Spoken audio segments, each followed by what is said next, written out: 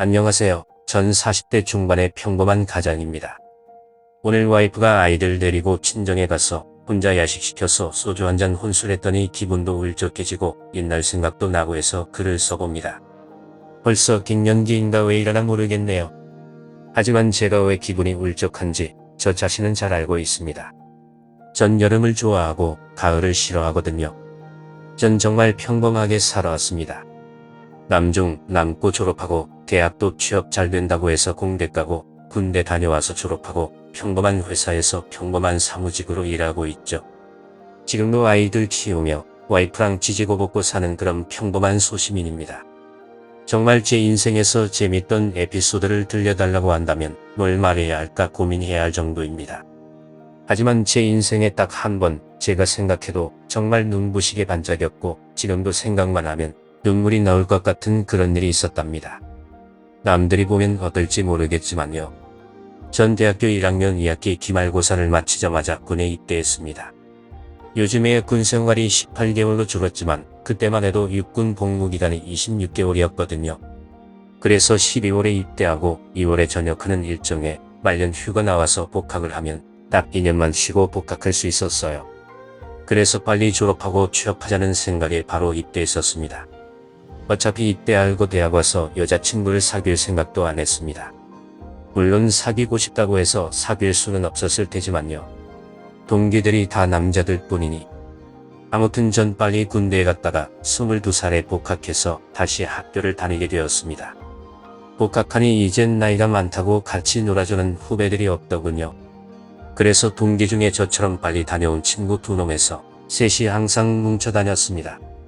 물론 친구놈들도 다 모태솔로였고요. 저희는 3대3 미팅이라도 해보고 싶었는데 주선해줄 지인도 없고 그때는 헌팅 포차라는 것도 없어서 방법이 없더군요. 그래서 친구들이랑 여름방학 때 대천 해수욕장에 가자고 했습니다. 요즘에 들어보니 동해 양양이 젊은이들에게 핫하다고 하더라고요. 저희들은 해운대나 대천 해수욕장이었는데 말이죠. 아무튼 해운대는 좀 먼 것 같고 그나마 서울에서 가까워 보이는 대천으로 가자고 했습니다. 물론 저도 가본 적은 없었어요. 그래도 친구들 꼬시려고 야 대천 가면 그냥 헌팅 들이대기만 해도 다 넘어온다더라. 가서 우리도 여자 좀 만나봐야지 않겠냐. 했더니 친구놈들이 관심을 보이더라고요. 지금 생각해보면 검은 뿔테 쓰고 체크 남방 입고 다니는 공대부 학생 3명이 가봐야 누가 놀아줄까 싶지만 그땐 우리 정도면 괜찮지 않나 하는 생각이 있었습니다. 친구들은 제 얘기를 듣고 기왕 가는 거 3박 4일로 가서 제대로 놀고 오자고 했고 저는 좋다고 했습니다. 그렇게 복학 첫 학기가 끝나고 대망의 대천 여행날이 되었습니다. 서울역에서 기차를 타고 천안에 간 다음 장항선으로 갈아타고 대천으로 향했습니다. 미리 예약해둔 민박집에 짐을 풀고 바닷가로 나갔습니다. 야 내가 알아봤는데 좀 노는 애들은 낮에는 다들 자고 밤에 나온다더라. 그래도 첫날이니까 바다에서 좀 놀고 들어가서 준비하자. 뭔가 그럴듯했습니다. 밤에 놀아야 하니 낮에는 쉬어야 한다는데요. 저희는 처음으로 친구들끼리 바닷가에 놀러와서 저희의 목적인 헌팅도 잊은 채 즐겁게 놀았습니다. 오후 4시쯤 물놀이를 그만하고 숙소로 돌아와서 씻고 헌팅하러 갈 준비를 했습니다. 저와 친구들은 갖고 있는 옷 중에서 제일 좋은 옷으로 갈아입고 아마도 스톤과 닉스 옷이었던 것 같네요. 요즘은 없어진 것 같은데 그땐 정말 그게 뭐라고 그렇게 찾아서 입고 다녔는지. 그리고 머리에 젤도 바르고 저희 기준으로 꽃단장을 한 후에 저녁 7시쯤 해변으로 갔습니다. 해가 넘어 갈랑말랑한 시간대여서 노을이 멋지게 지기 시작했습니다. 저와 친구들은 대상을 물색하기 위해 해변가 계단에 앉아 누나를 열심히 굴렸습니다. 쟤네 3명 같은데 괜찮지 않냐? 아, 너무 이쁜데 우리 까이는 거 아냐? 쟤네는 4명이네. 이렇게 바쁘게 해변을 스캔했습니다. 그렇게 딱 3명의 어느 정도 만만해 보이는 여자분들을 발견했습니다. 그런데 큰 문제가 있다는 걸 그때 깨달았습니다. 저희 3명 중 그 누구도 여자에게 제대로 말을 걸어본 적이 없었던 겁니다. 야 니가 가봐. 아니 니가 가. 니가 그래도 우리 중에 키가 제일 크잖아. 야 큰 게 무슨 상관이야. 니가 그래도 우리 중에 제일 난 것 같다. 니가 가라 하고 한참 실랑이를 했습니다. 우리가 찍은 여자들은 이미 저 멀리 지나가 버렸습니다. 아 진짜 야 그냥 가위바위보해서 진 사람이 가기로 하자라고 친구가 제안했습니다. 우리는 다른 방법이 없어 그러기로 하고 가위바위보를 했습니다. 가위바위보, 가위바위보. 이런 제가 져버렸습니다. 그렇게 오늘은 제가 총대를 매기로 했습니다. 다시 계단에 앉아 대상을 물색했고 다시 3명이 오신 분들을 찾았습니다. 저는 쭈뼛쭈뼛 하다가 말을 걸었습니다. 저기 혹시 여자분들끼리만 오셨나요? 정말 어렵게 입을 뗐습니다. 네, 그런데요. 한 여자분이 귀찮다는 듯 대답했습니다. 저는 용기를 내어 저희도 남자 셋이 왔거든요. 혹시 괜찮으시다면 같이 놀까요? 저희가 술 살게요. 저쪽에 제 친구들 있어요 하고 제안했습니다. 여자분들은 제 친구들 쪽을 훑어보더니 아니요, 저희는 저희끼리 놀려고 왔어요. 죄송합니다 하고 지나가더군요. 저는 친구들을 보면서 고개를 저었습니다. 얘들아 우리 할 수 있을까? 그렇게 또 한참을 찾다가 말을 걸어봤지만 결과는 마찬가지였습니다. 그러다 보니 어느덧 밤 9시가 넘었고 저희는 너무 배가 고팠습니다. 야 헌팅이고 나발이고 배고파서 서있지도 못하겠다. 바닷가까지 온 거. 어디 조개구이에 소주나 한잔 하자 하고 바닷가가 보이는 조개구이집에 들어갔습니다. 조개구이집은 남녀 짝을 지어 노는 사람들로 가득했습니다. 그런데 그 중에는 아까 제가 말 걸었다가 까인 분들도 있었습니다. 아 뭐야 여자들끼리 놀 거라며 하며 친구들과 소주를 들이부었습니다. 아 대천까지 왔는데도 소득이 없는 건가? 친구들은 아직 2밤 더 남았다며 내일은 멘트 좀 만들어서 해보자고 했습니다. 그런데 조개구이집에서 알바하는 직원이 꽤 예쁘장하더군요.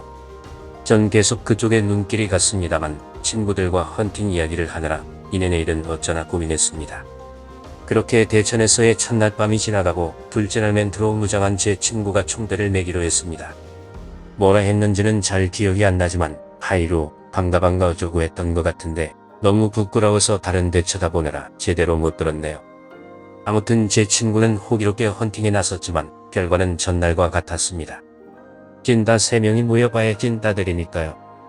저희는 둘째 날도 허탕을 치고 또 저녁을 먹으러 가자고 했습니다.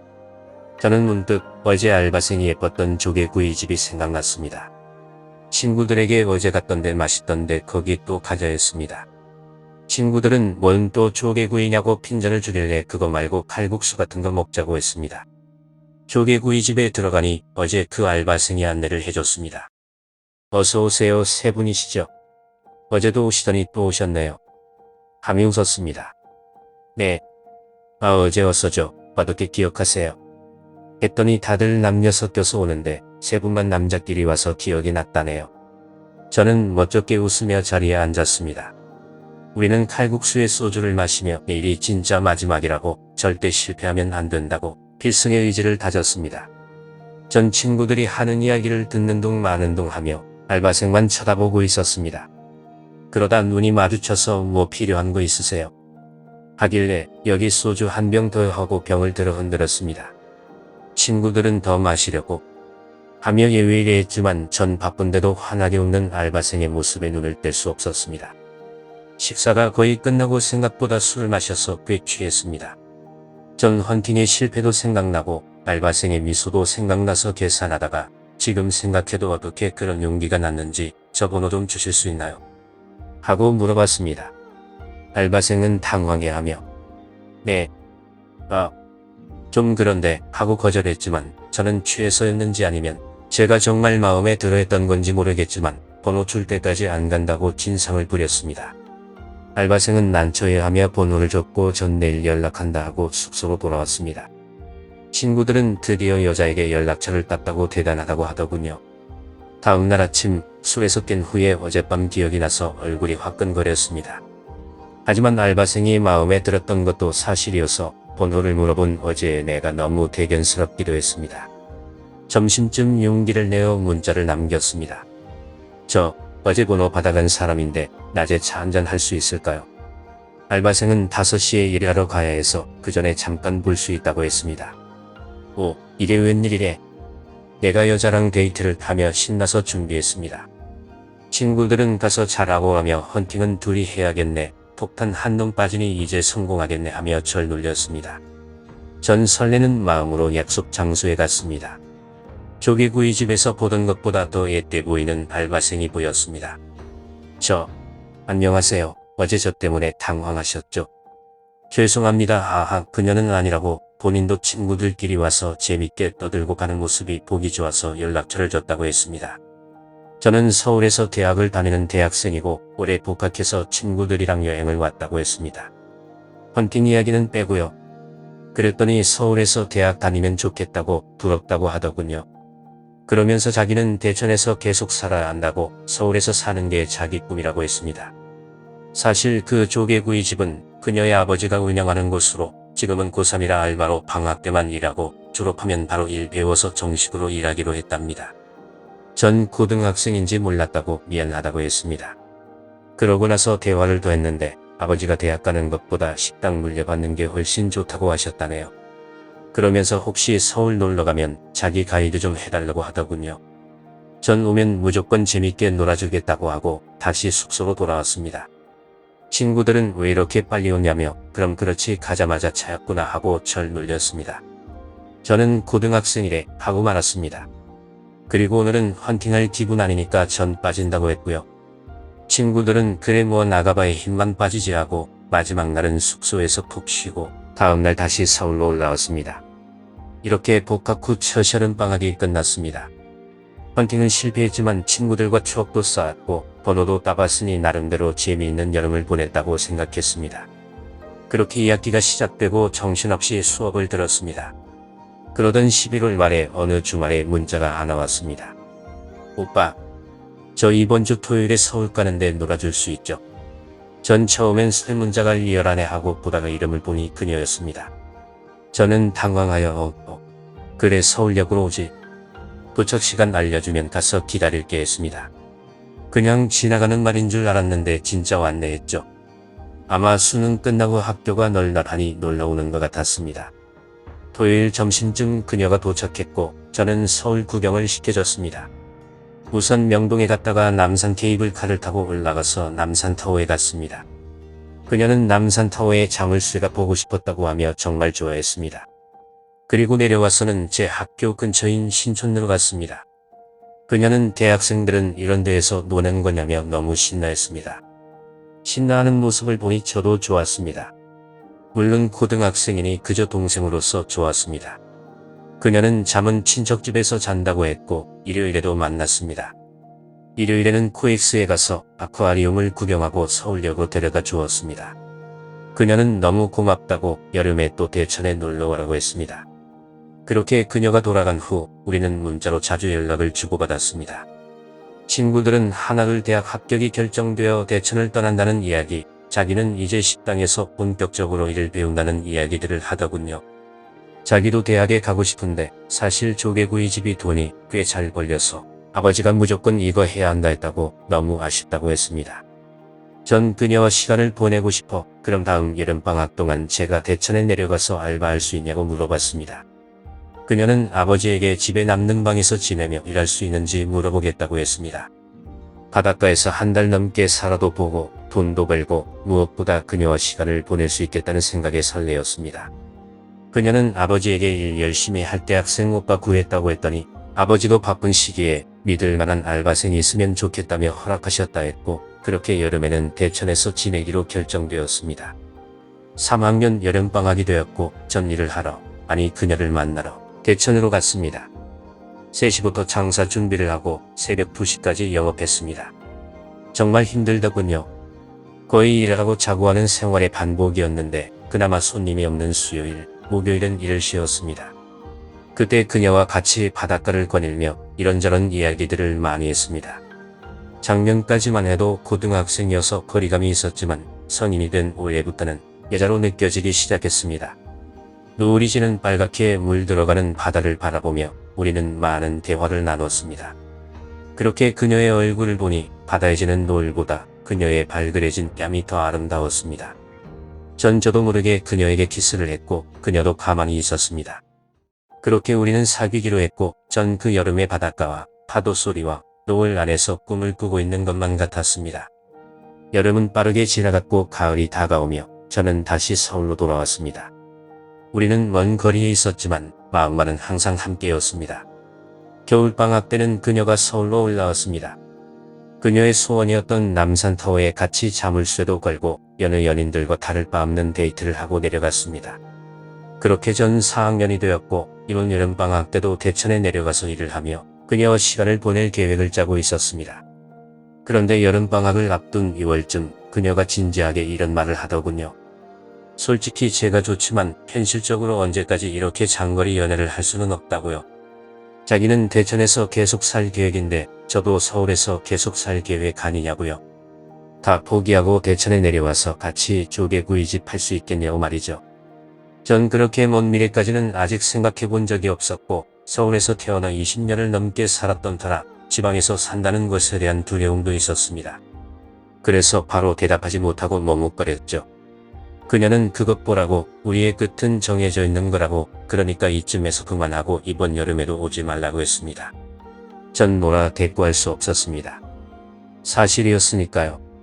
그녀를 사랑하기는 하지만 지금까지의 내 인생을 모두 버리고 내려갈 확신까지는 없었습니다. 전 받아들이고 알겠다고 했습니다. 그렇게 4학년의 여름방학은 저도 취업 준비를 한다고 바쁘게 지나갔습니다. 이력서를 쓰고 면접 스터디에 나가고 인턴 자리를 알아보며 눈코 뜰 새 없는 시간을 보냈습니다. 그리고 그해 말쯤 저는 원하는 회사에 합격을 하게 되었습니다. 바쁜 일들이 지나가고 나니 문득 대천에 있는 그녀의 안부가 궁금했습니다. 그리고 이제 제가 좋은 회사에 취직해서 자리 잡을 수 있으니 조개구이집을 포기하고 그렇게 꿈에도 그리던 서울로 올라와서 살 생각은 없는지 물어보고 싶기도 했고요. 그녀에게 전화를 걸었습니다. 받지 않더군요. 그 이후로도 수차례 전화를 하고 문자를 남겨봤지만 그녀에게서는 답장이 없었습니다. 얘가 우물쭈물했던 게 많이 서운했나 보다 하고 전 회사에 입사하게 되었고 신입사원 연수와 부서 배치 등으로 바쁜 나날을 보냈습니다. 그렇게 입사 첫 해를 정신없이 보내다 여름 휴가 시즌이 되었습니다. 전 다시 여유가 생기자 그녀에 대한 갈망이 더욱 커져갔습니다. 연락도 안 되고 시간 여유도 생겼으니 직접 대천에 내려가서 설득해 보기로 했습니다. 동기들은 취직하고 첫 휴가이니 해외여행이다 가족여행이다 하며 분주하게 준비했지만 제 목적은 단 하나, 그녀를 다시 만나는 거였습니다. 기차를 타고 내려가며 그녀에게 뭐라고 할까, 그녀가 내 말을 잘 들어줄까 걱정을 하며 내려갔습니다. 그리고 그녀의 아버지도 설득해야 했고요. 대천에 도착해 조개구이 집으로 갔습니다. 식당에는 아버님이 오픈 준비에 한창이셨습니다. 아버님, 저 왔어요. 오랜만이죠. 하고 아버님께 인사를 건넸습니다. 자네가 웬일인가? 졸업은 했고? 하고 안부를 물으셔서 네, 지금 취직해서 회사 잘 다니고 있습니다. 하고 대답했습니다. 그리고 그녀를 만날 수 있냐고 여쭤봤습니다. 아버님은 놀란 얼굴을 하며 말없이 눈물을 흘리셨습니다. 그게 무슨 소린가? 자네도 알고 있던 거 아니었어? 하고 오히려 저에게 물어보시더군요. 그래서 네, 뭘 알고 있어요? 그녀에게 무슨 일이 있었나요? 하고 놀라 여쭤봤습니다. 아버님은 그녀가 저에게 말하고 헤어진 줄 알았다시며 그동안 있었던 일들을 담담히 말씀해 주셨습니다. 작년 5월쯤 그녀가 자꾸 피곤해하길래 식당 일이 고돼서 그런 줄 알고 며칠 쉬게 했답니다. 그런데도 피로함이 없어지질 않아 병원에 갔는데 큰 병원에 가보라고 했다는군요. 그래서 대전에 있는 큰 병원에서 검사를 했는데 급성 골수성 백혈병 진단을 받았다고 했습니다. 저희가 헤어진 게 6월이었으니까 아마도 진단을 받자마자 저에게 이별을 통보한 거였습니다. 병원에서는 항암 치료로는 한계가 있고 골수 이식을 받아 살 수 있다고 했답니다. 하지만 맞는 골수를 찾을 수 없었고 그렇게 1년을 버티다 올해 6월쯤 숨을 거뒀다는 겁니다. 아버님도 제가 병문안을 안 오는 게 이상해서 그녀에게 물어봤었는데 그녀는 자기 상황을 다 말하고 헤어졌으니 아버님은 신경 쓰지 말라고 해서 그냥 그렇게 알고 있으셨다네요. 전 믿을 수 없는 소식을 듣고 식당 안에서 오열했습니다. 아버님도 담담하게 이야기하시다 저 부둥켜 안고 엉엉 울었습니다. 그렇게 식당을 나와 그녀와 첫 키스를 했던 바다를 바라보며 하염없이 눈물을 흘렸습니다. 해가 지며 그때의 노을이 눈앞에 펼쳐졌습니다. 저 노을은 그때나 지금이나 한결같이 아름다운데 그보다 더 아름답던 그녀는 더 이상 이 세상에 없다는 사실에 전 바다를 바라보며 몇 시간을 울었습니다. 그렇게 해가 완전히 지고도 한참을 울다 근처 숙소에서 술에 취해 잠들었다가 다음날 다시 아버님께 인사를 드리고 서울로 돌아왔습니다. 마치 한여름밤의 꿈처럼 이 모든 게 저에게 다가왔다 한순간에 사라져버렸습니다. 공허한 마음을 감출 수가 없어 그때 대천에 같이 갔었던 친구들을 불러 술을 마셨습니다. 친구놈들도 제가 그녀를 얼마나 사랑했는지 잘 알기에 옆에서 같이 술잔을 기울여줬습니다. 그때부터 전 여름이 되면 설레는 마음과 가을이 되면 아쉬운 마음이 들었습니다. 취직하고 거의 7년을 영혼이 없는 사람처럼 일만 하고 아무도 만날 수가 없었습니다. 그러던 중 같은 부서에서 일하던 지금의 와이프를 만나게 되었습니다. 대천은 아니지만 회사에서 제부도의 워크숍을 간 적이 있었습니다. 거기서 혼자 노을을 바라보며 청승맞게 혼자 울고 있었는데 지금의 와이프는 그 모습을 보고 속이 비어있는 감정없고 차가운 줄 알았던 남자가 의외로 감성적인 부분도 있네 하면서 매력을 느꼈었다네요. 전 노을을 보며 먼저 떠나간 그녀를 떠올리다 저도 모르게 눈물을 흘렸던 거였는데 미안한 마음이 들었습니다. 아직도 와이프는 제가 감성적이어서 노을만 보면 눈물을 흘리는 줄 알고 있습니다. 차마 제 가슴 속에 있는 추억들을 꺼내놓을 자신이 없었거든요. 물론 지금의 와이프를 사랑합니다. 봐줄 것 없는 저를 재미도 없고 센스도 없지만 최고의 남편이라며 항상 추켜 세워주며 저에게 힘을 주는 사람이니까요. 와이프가 없었다면 전 지금도 영혼이 비어있는 채로 삶의 목적을 잃고 살아가고 있었을 겁니다. 비어있던 제 마음속에 하나씩 새로운 추억을 채워준 건 지금의 와이프니까요. 하지만 제 마음 한구석에는 완성하지 못한 채 보내야 했던 제 젊은 날의 사랑이 항상 자리 잡고 있고 이건 제가 완성해서 끝낼 수도 없앨 수도 없는 제 인생의 흉터이자 보물입니다. 다시는 만날 수 없고 잊을 수도 없는 그녀를 영원히 마음 한구석에 담아둬도 괜찮겠죠.